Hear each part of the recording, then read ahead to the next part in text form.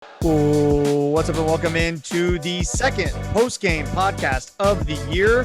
The Oklahoma Sooners beat the Kent State Golden Flashes 33-3. My name is Mason Prince, joined through as always by Ryan Tyson, Mark Hall, Matt Gann, Patrick Hertzberger. Today is Sunday, September 11th. It was a great game for the Sooners yesterday. Be sure to like and subscribe on our YouTube channel. Trying to get to 1,000 subs by the end of the year. We're about to hit 800. Let's see if this episode can get us over 800. Also, follow us on Twitter at Program Guys with a Z, Instagram Program Guys with a Z, Facebook Program Guys Podcast. Find us however you get your podcasts, Apple Podcasts, Spotify, Google Podcasts, wherever you get it. For context, we're going to do this every week. Mark, Ryan, Matt were at the game. Mason and Patrick watched from home. Technically, I watched from Minnesota, but that's how we all consumed the game. I want to start with the guys who were there because me and Pat probably saw some things you didn't. What'd you guys think of being there in person? What were some big takeaways from that 33-3 win? The experience was completely different than any night game in recent memory. It's awesome. The crowd, we striped the stadium and we really striped it, and people were filling the stands almost everywhere. So my seats are on the west side, and looking over on the east side, all I could see is like the very top left that had any kind of empty seating. And the lights turn on and off. I don't need all of that to be excited by the game, like to get to that level. But it's very cool to see. The players really liked it, and you could tell that the crowd really thrived on it. So dude, the was players really loved cool it. Yeah. Listening to the post game. Listen to the post-game radio show with Toby Rowland and Teddy Lehman and all them. Chris Plank interviewed a bunch of the players. They all loved it. Like Theo Weiss, Marvin Mims. Who else do they have? I think Woody Washington was on there. Danny Stutzman. They all freaking loved it. They thought it was great. So that's really cool. Matt, Ryan, what'd you guys see? Someone else who also loved the lights was me. Yeah. If we go back in our text messages, how many times did I send you guys just at least the 4 or 5 lights? times? Oh yeah, just in capital letters. Thank you so much for sending that video. It was I was sitting on the welcome. couch like, this is amazing. Yeah. There was I took a video of when they brought the lights down and they had everybody pull out their phones and do the flashlight thing, which like is kind of corny, but at the same time was just like a really great like engagement booster. Yeah. It seemed like the most engaged I've seen like a night game in a really long time, and like especially against a team like Kent State. Yeah. Matt. It was the tale of two halves last night. I know listen, you can't beat the fan experience. Seeing the pregame videos, seeing the players run out on the field every single time, you know it's coming, but it still gives me chills every single time. You just can't replicate that feeling anywhere else when your football team that you love and passionate about is about to play.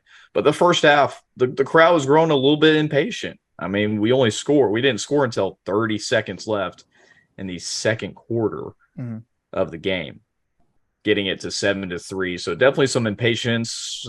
There was some booing. I don't know if that was towards the refs or what was going on, but the play was just not great. I think the booing was more towards the bad calls or missed calls, but you could tell there was just definitely like, hey, what's going on? Why isn't the offense getting going? And listen, the defense did all they could. They were on the field the majority of the whole half, and they only gave up 3 points. So tale two halves is great to see. Let's go ahead and start with the offense, guys. Let's talk about what we saw from the offense. Just some quick stats: 430 total yards of offense for the Sooners, 296 through the air, 134 on the ground. To me, the biggest takeaway that I'm going to take away from the offense: Marvin Mims is the best player on the roster. Period. Flat out, bar none. Marvin Mims is the best player. He needs to get the ball. However many times they threw it to him, that's how many times he needs to be throwing the ball every single game. He's the best player. They can't cover him. I don't care that it was Kent State. No one can run with that guy. He's the best player on the field, and the other teams know it. So get Marvin Mims the ball. I love that guy. Also loved seeing Theo Weiss get involved. I just have a really soft spot in my heart for that kid, and seeing him do well makes me feel good. And I think Theo really knows the kind of opportunity that he has with this team and is going to continue to perform well. Anybody else? I'll just open it up. For me, the first half of offense was unacceptable. Again, my biggest thing going into this game was seeing that we weren't going to have 3 and outs, especially 3 and outs. Oh, well, we didn't have 2 3 and outs in a row, I don't think. But still, 3 and outs were killing us. And the no momentum in the first half of offense is unacceptable in my eyes. Glad we picked it back up in the second half. But yeah, that first half's got to be better. We got to come out ready to play and do the little things right and get the first downs every single time. Get them right. Get us the opportunity to get a good 3rd and short. Yeah, I agree. Ryan? Yeah, I mean, echoing everybody else said, the first half was not good. I will say that like my biggest concern is the offensive line, especially during that first half. They played better in the second half, but that first half we could not make any holes for our running backs. DG had very little time, and it was just not great from them. And that I think was a big part of the reason why we had those 3 and outs. We had those, quick offensive possessions that we don't necessarily want. I think it's interesting that Anton Harris started at right tackle last week and Tyler Guyton started on the left side. And I believe they switched for this game. They flipped. They flipped. Catch. And then Guyton, I believe, got hurt at one point, and Jacob Sexton came in. There's still a lot of jumping around with the offensive line. They're still moving them around quite a bit to figure out what's working, what's not. Which is like a Bill Beanbo's specialty, but it doesn't make it any less frustrating. Honestly. Yeah. Well, plus we're adding another chef to the kitchen when Wanya Morris gets back next week. Yeah. And that's a good thing, right? It's a good problem to have, adding a talented player into the room, but that's another thing you got to figure out. Yeah. Ryan, finish. I wanted you to finish your thought. Sorry, buddy. No, you're totally fine. So, I mean, offensive line for me, like not great first half. They got better. I just think like for the offense, what a hell of a halftime speech either BV or Lebby gave or whoever talked to them during halftime, because that second half team was a completely different team, like just like black and white, not even close. So, I think the offense played great second half. They played horrible the first half. So, yeah, really bad. Mark, one last thing I just want to touch on is that this is still a team that like most of this roster has not played like on this field. Like they played last week, right? And we're curious on like how this is. I think they're gelling. I think they're figuring out how to work.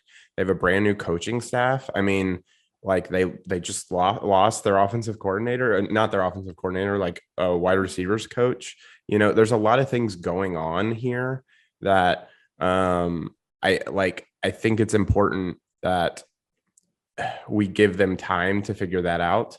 And that's fair. Being at the game in the first half, and I was probably just as bad because I get negative when I get stressed, but like there was a lot of negative energy in that first half just coming from the crowd. People were pissed. People were not happy. So just something to think.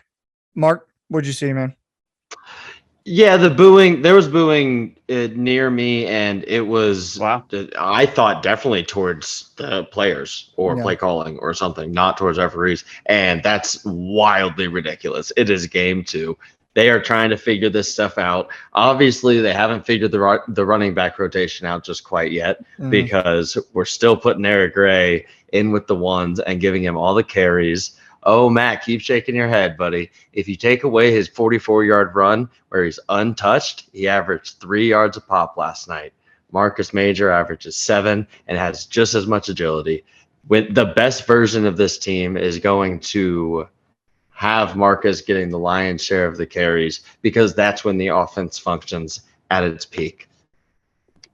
On defense, it's funny. We'll get to defense. I want to finish the offense. Oh my goodness, you're right. Offense. You're all good. You're right. So, Marvin Mims, I just want to echo all your points on that. Yeah. He looked like a star, and I think I said it to you guys yesterday.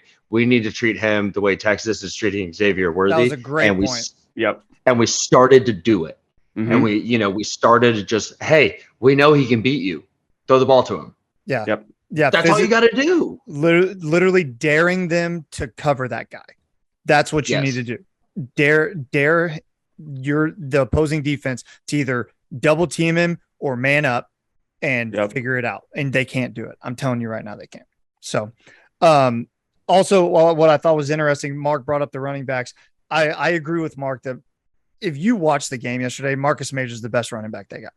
Yeah. I think it is. Now, has Eric Gray earned the right to split carries? 100%. You look at it, they averaged Eric Gray 7.1 yards a carry, Marcus Major 7.6 yards a carry, which is fascinating to hear and say that out loud, knowing how bad the running game was to start the game. That first half, they had like 3 yards rushing. Yeah, it was seven. Bad. Seven. Thank total, you. Which is just so not any better. It was terrible. But atrocious. to see, I agree with Ryan. Whoever gave the halftime speech, I don't care if it was Thad Turnipseed. Yeah. Let him do it from now on, because they were motivated and they came out the way that you were supposed to come out. And Brent made a great point in his post-game interview with Chris Plank that there's nothing better for a team than scoring before halftime. Yeah. And that's what they did. And they came out ready to go because they took the top off. They knew exactly what they needed to do for the rest of the game. Matt, anything on the offense before we move on? I wanted to get to you. Sorry. I know you kind of said some stuff, but I want to. No, you're good. I just echo Marvin Mims. I told you he had to be the best wide receiver on the field. He clearly proved it last night on the last drive going into the half. They ran literally the same play 3 times. Again, maybe Kent State was playing a little bit of zone coverage because they don't want to give up the deep ball. But now you understand why Marvin Mims is the guy. He makes plays. He runs routes just to a crisp. It's just incredible to watch, especially actually seeing or being in person in the stadium.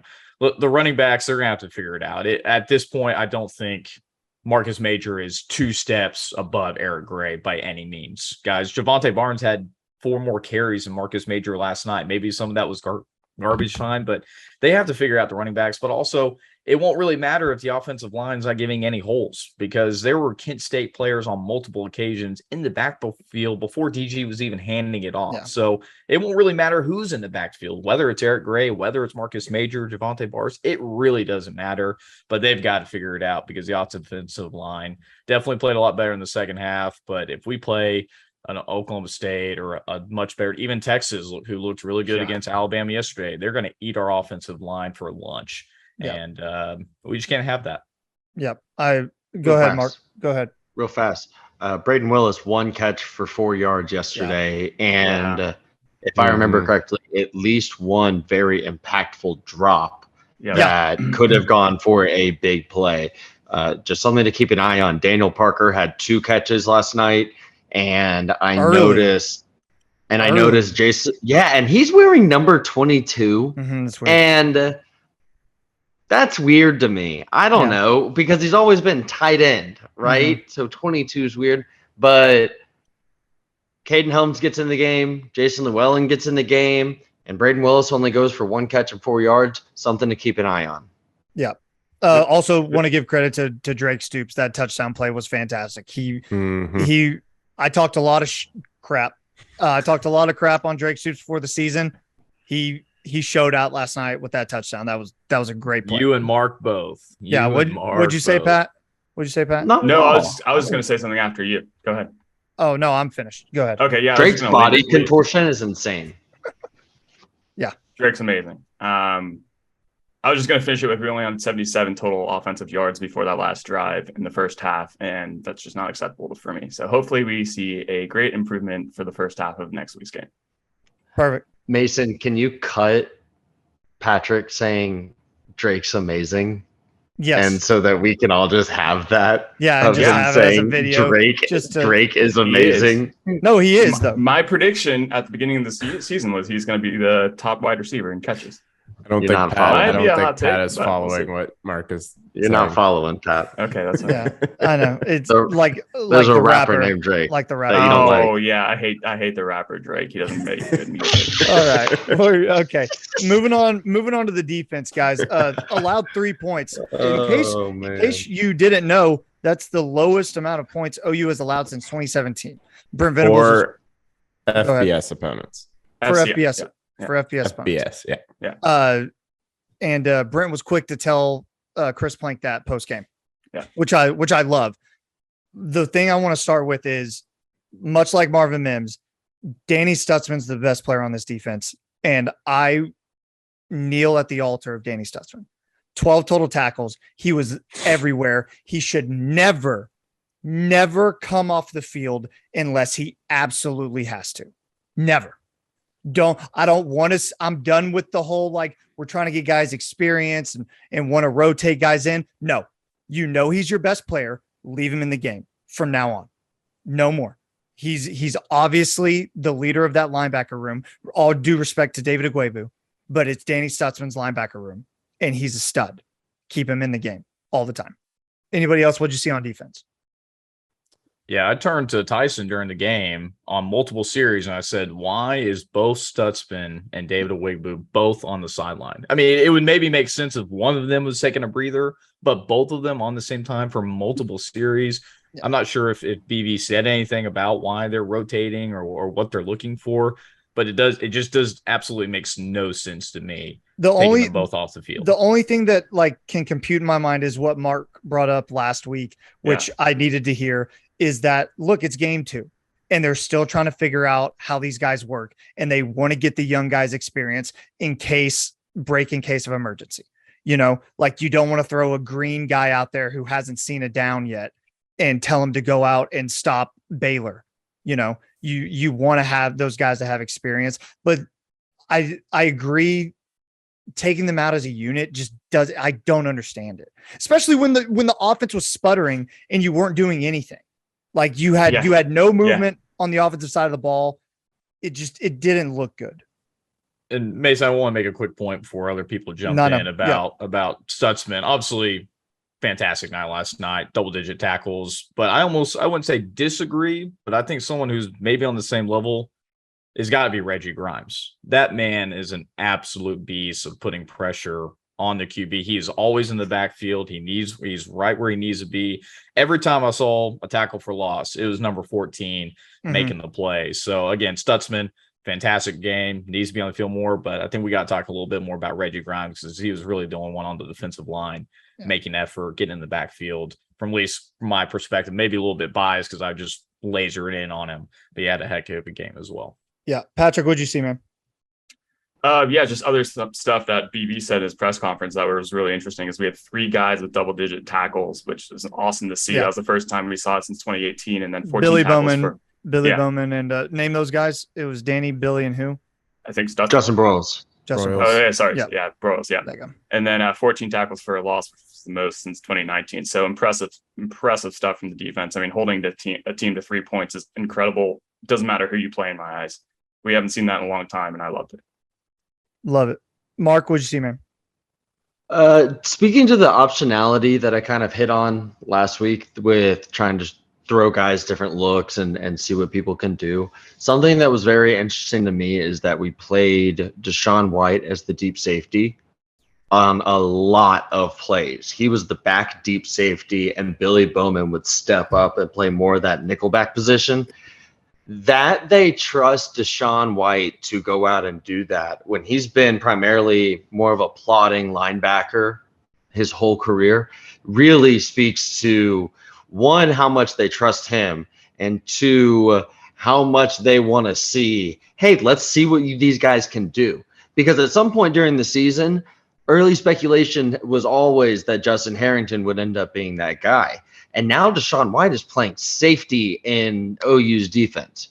So it's clear that they want to stretch these guys. They want to stress test them, put them in difficult spots, and see how they respond. And I think that obviously giving up only 3 points last night, the guys are responding. They're responding well. One other thing that I do want to point out, I know we only gave up 3. It seemed like we weren't swarming to the ball as much as we were in game 1. And maybe that's just fair. Like a weird bias, like a wrong take, but I just got that feeling watching the game, and I couldn't prove it, but on the TV I felt different. On the TV I felt like we were swarming, at least in the first half for sure. They talk about like being in the frame at the end of a play, and to what Patrick is saying is on the TV version, in the stadium, you may not feel like they're swarming, but like when a guy's down, there's 8 OU players in the frame, like in there. The frame. So like, yeah, maybe they weren't gang tackling as much, but like they're near the ball, they were there. So that's That's what I saw. Ryan, what'd you see, Right. man?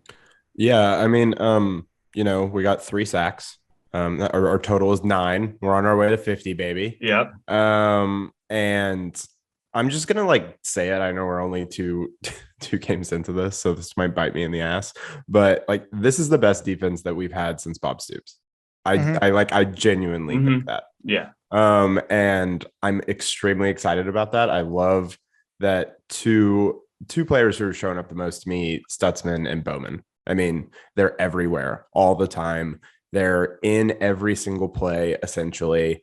And it's just really exciting to see a defense that is aggressive and sorry, my audio kind of cut out there for a second, guys. I thought I had you.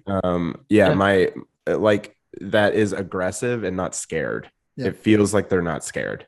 And I think we'll see this like moving forward when we play a little bit better opponents. And I hope we can still see that and they still act that way. But from what I've seen so far, I'm loving what this defense is producing. If you're listening right now or watching on our YouTube channel, be sure to subscribe. If you heard Ryan say that this is the best defense we've had since Bob Stoops, and you're thinking, no, there's no way, they've only played 2 games. I think you need to look back and realize how low that bar is real quick. So 2 things can be true. This defense can be better, be the best since Bob Stoops, and also they have a long way to go.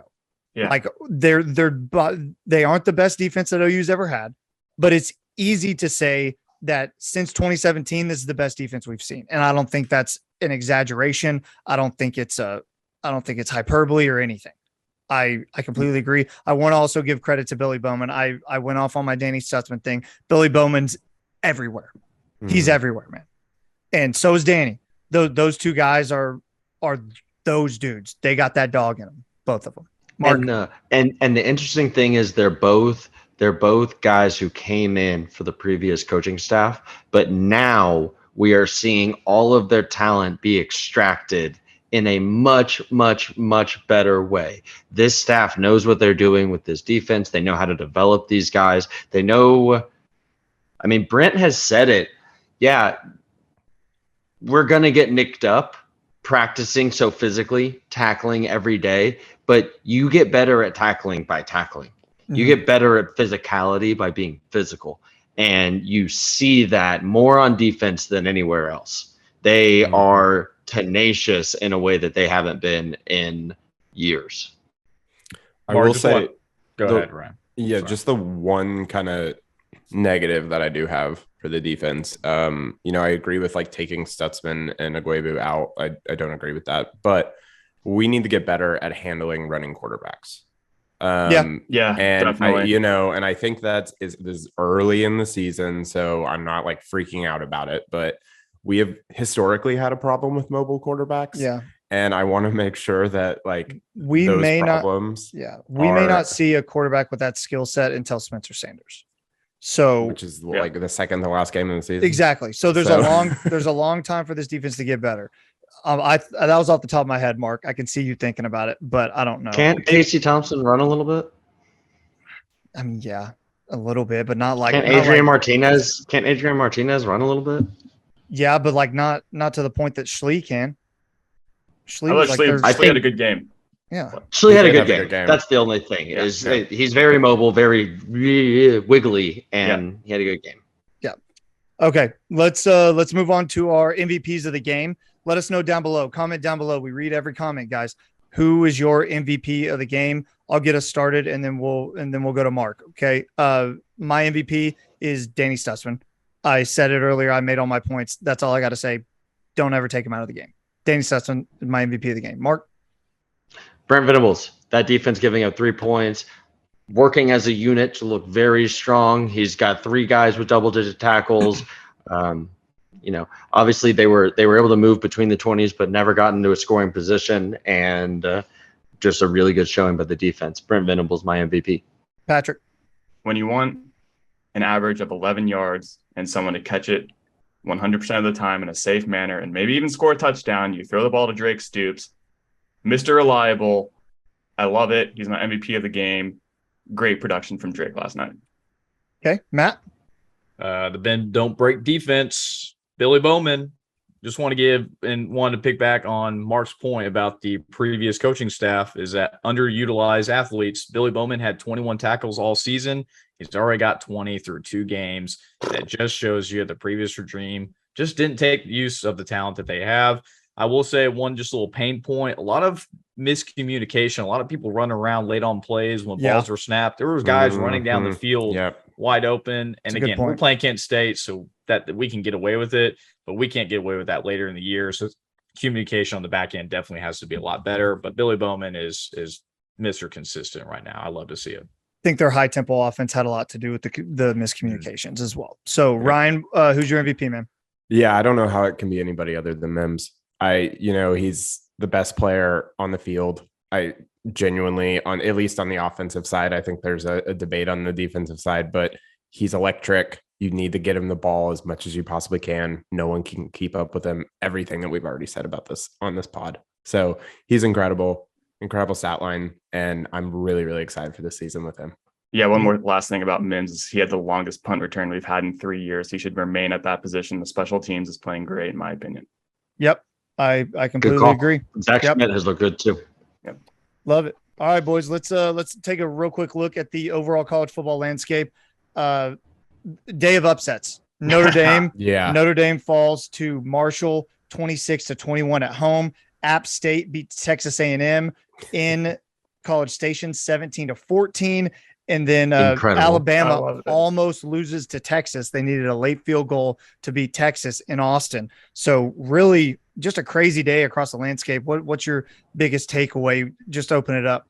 I mean, Texas played good. They looked really good. They should have won that game. If Quinn didn't go out of the game, they probably would have won that game. If Quinn Ewers has a broken collarbone, like it is reported, he'll miss the OU Texas game. He won't be healed by then. I saw a report that said 2 to 3 weeks, and that seems crazy to me. For a broken collarbone, there's no way. That's what I'm saying. There's zero. Is it broken or is it bruised? I thought I saw bruised. No idea. I don't know. I saw in the hand when Sarkisian and Saban shook hands after the game. Saban asked, "How's your quarterback?" And Sark kind of pointed to his shoulder, and Saban kind of gave it a shrug. So it may be a shoulder and not a collarbone, but he was in a sling. They showed him on the sideline. He's in a sling. So whatever that means, I'm sure we'll have a report on Monday what it actually is. Hey, credit where it's due. In a quarter or so of play, Quinn Ewers looked like that guy. He did. Like he needs a few years of physical development, just becoming a man instead of a 19-year-old boy. But that arm is live as hell, and he was looking good and unfazed by that defense. I was impressed by him. He's going to be a problem. He's going to be a problem for sure. I don't know what's going on in South Bend. I mean, Marcus Freeman. They're lost right now. I don't know what they're doing. I wonder if Peyton Bowen listens to the Program Guys podcast. Speaking of Peyton Bowen, we don't have a recruiting segment on this pod, but Peyton Bowen wore OU gloves during his game on Friday. Yep. And Mark tweeted out, to his credit, don't see OU gloves or don't see Notre Dame gloves right there. So that's something interesting. That's something interesting. But yeah, Notre Dame, they can't move the ball offensively. They look terrible offensively. They look so bad. Yeah, and I think we have to talk about the Baylor game too. Mm-hmm. So with that's one I missed. Baylor loss. No, it's okay. It's okay. I have to talk about this, and you guys are all good. No, not that. I lost on the Baylor game. Oh, man. So Baylor lost to BYU last night. Very late game. I think it was done at like 1:30 Central Time, something like that. 1:30 a.m. Yeah. And lost in second overtime. Guys, Blake Chapin does not look good. Their offense does not look good. Like, they have a good defense, and Aranda's a great defensive coach, but their offense it's a lot of run heavy. Feels like they don't trust the quarterback. So I know BV is already looking at that and already thinking about ways that they can pick that offense apart. So yeah. Real quick, I want to give a pick'em standings update. Frat Loops, Paul Norberg still in first place, 15-5 another great week for him. I moved up to third place. There Me you and go. Ryan both in third, Hey. 11-9. So yeah, right now it's Frat Loops. Colin Norberg in first place, 15-5. Shout out to Colin. Nice job. Good job, Colin. Anybody else? Colin's Anything on the college football crushing landscape? I mean, while we're talking about our girlfriends' teams, Tennessee has a lot to clean up. And your team. Tennessee has a lot to clean up. Tennessee has a lot to clean up. Go, That's Patrick. that's Oh, that's we're good. on the subject. I mean, they got the win they covered, but they got did. a lot of little things to take care of. Yeah, they. I think Tennessee is going to be good. There was a lot of discussion about who the third best team in the SEC is behind Georgia and Alabama, and it's kind of a crapshoot between Tennessee, Arkansas, I've been saying and it. Kentucky. Kentucky, Mark I think it might be Stoops. Kentucky. Mark Stoops, all-time winningest coach in the history of Kentucky. Could also be With that Arkansas. win in Florida. It's a great win for Kentucky. They look good. Arkansas looked very good against South Carolina. Granted, that's a South Carolina team that's not great. Spencer Rattler didn't look very Spencer good. Rattler looks like the Did same not guy look he good. was Same last dude. year. Huh, It's tough. interesting. I remember two guys on this pod that were pretty high on South Carolina. I going am. the I ceiling. still am. So I you guys still still think- feel we're pretty good about it. supporters. We're Still supporters. supporters. Still feel I pretty am good. not ever going to back off of a take, Matt. No, I can be yeah. wrong as No, I'm hell, just- and hey, I'm I'm not just- going to hey. back off of it. Simply just checking in with the boys. Sorry, I'm Hey, I do want sorry to say though, that you don't want him to succeed. Actually, I'm not, because he's No, not I don't. succeeding. You're winning. Yeah. Yeah. Anyways, this is what I Yeah, love about dude. college football. The smaller teams coming in. We're talking Georgia State beating Nebraska and obviously getting Scott Dude, Frost another one fired. I missed. Jesus, Yeah, Scott Frost Appalachian fired. State, Nebraska. Appalachian Scott. State going into Frost A&M, beating the Aggies on the road. We're talking about Marshall going into Notre Dame. These schools getting paid millions of dollars to get presumably a butt whooping, and Mhm. they get the bag and they get the W. That's what I love about college football, though. You love the upsets. You love when teams can do exactly what Appalachian State did 10 years ago in the Big House to Michigan. So love the upsets. A lot of question marks for a lot of different teams over the landscape. And let's give a shout out to the Kansas Jayhawks, Katie's team, Yeah, for why beating not? West Virginia. A win in Morgantown, man. When West Virginia was playing close to Undefeated Pittsburgh, who Kansas played close Jayhawks. to Tennessee. So go Jayhawks. Hey, team to look out for in the Big 12. Absolutely. So another one that Washington State beat Wisconsin in Wisconsin. Wow, I didn't know that. Who is going to come out of the West, the Big Ten West? I don't know. Anybody? Like Minnesota is actually Iowa? playing. Minnesota's Iowa? putting up points. Iowa just lost to Iowa State. That's You know, a like, Minnesota. Who But knows? I points. don't know. Dude, the Big Ten is just not on the same level as the SEC, and we got to have a larger conversation about that. Yeah. It is not there. Both sides of the SEC have talented teams, and one side of the Big Ten has nothing because it doesn't have Ohio State. Yeah. And Michigan, I guess. Yeah, you can throw Michigan in there, but Michigan still remains to be seen what they're going to be this year. Ohio State looks every bit the part of the number 3 team in the country. That Notre Dame loss doesn't look great for them. Notre Dame win. Notre Dame win doesn't No. look great for them.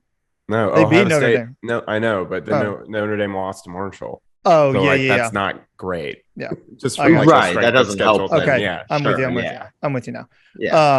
Um, Yeah, go ahead. We Mark. haven't talked enough about Texas A&M losing. That's a wonderful, wonderful thing. They're a Shout joke. out to our A&M program guys. Yep.